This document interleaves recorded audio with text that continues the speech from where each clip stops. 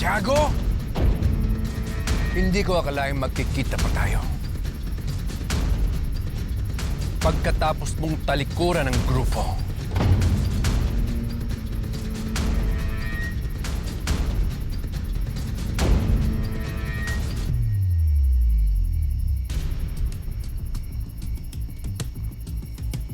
Nag-resba ka pa ng isang madulas na ulupong. Maglingkisan kayo ngayon hanggang kamatayan. Dahil pagbabayaran mo ang pagtraidor mo sa Golden Scorpion.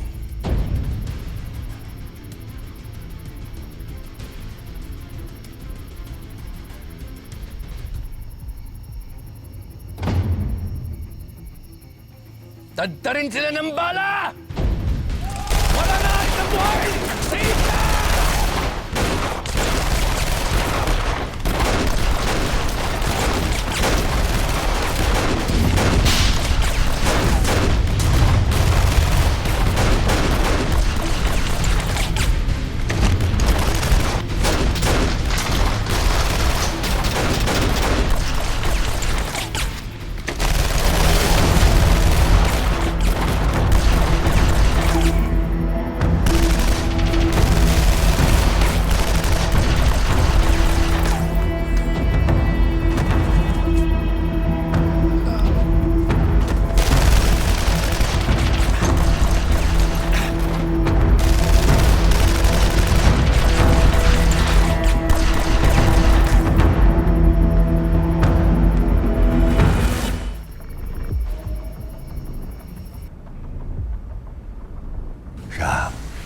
Nakalatag ng plano ko.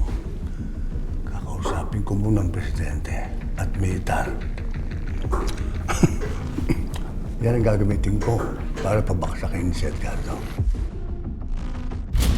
Hindi ka ba natatakot? Siguradong nandun ang buong puwersa ni Edgardo. Pati na yung Black Rider na yan.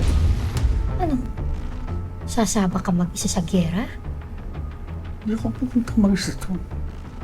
Ano ibig mo sabihin? Sinong kasama mo? Ako ang kasama niya. Tutulungan ko siya. Siya ang pakikilala ko sa'yo. Si Rebecca Che, ang bagong kakampi ng sindikato. Malaki at makapangyarihan ang sindikato niya sa China at sa iba-ibang parte ng Asia.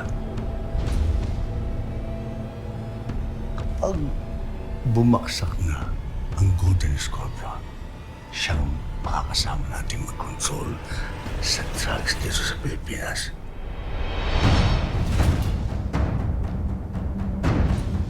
Nice to finally meet you, Sasha.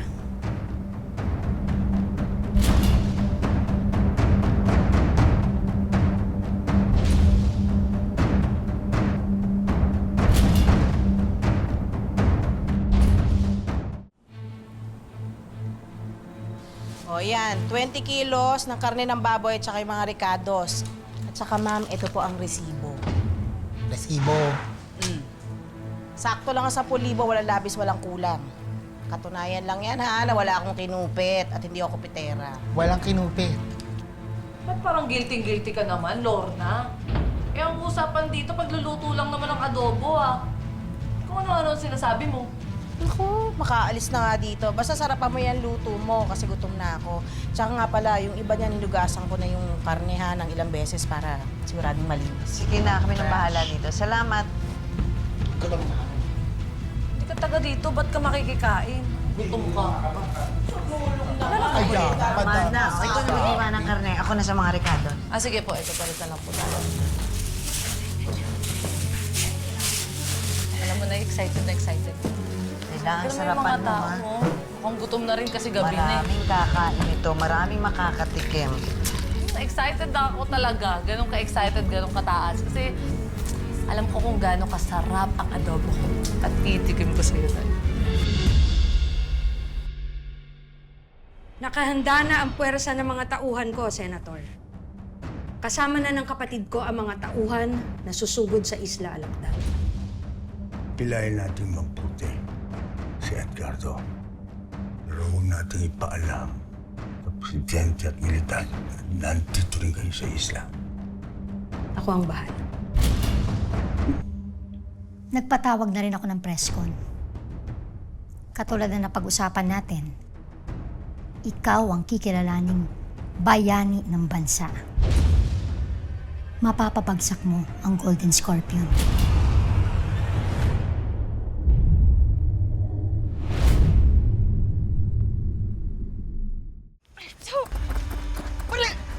Ano ba? Baliw ka ba? Delikado yung ginagawa mo! Buhay natin nakataya dito, no? Bari! Bari! Ako ba? Taga lang, Bari! Delikado dito! Banet! Hayaan mo na kami sa Bel tumulong kay Elias. Hindi mo kaya. Kaya ko. Bari! Bari! Bari! Uy! Bari! Bari! Dito! Tara! Tara!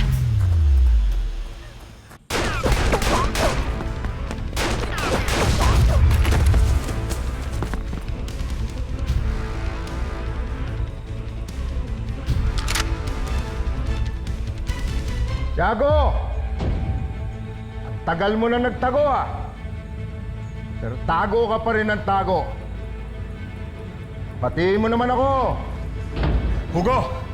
Hindi ako makikipagtulong kaysa sa'yo.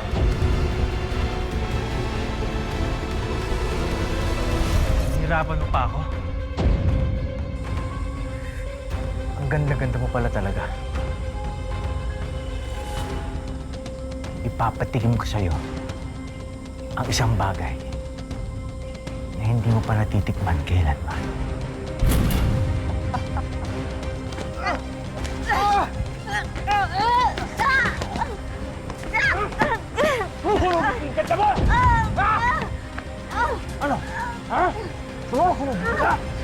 Alam ko kung nasaan si Edgardo at ang Golden Scorpion.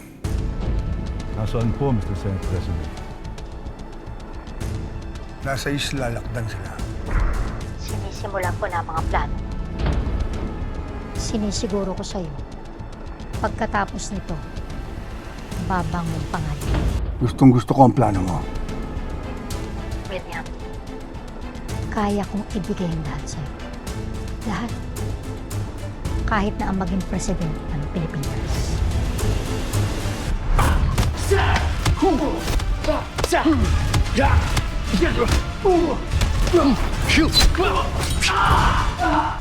Anak nga kita. Hindi ka marunong magpatalo. Gaya ko.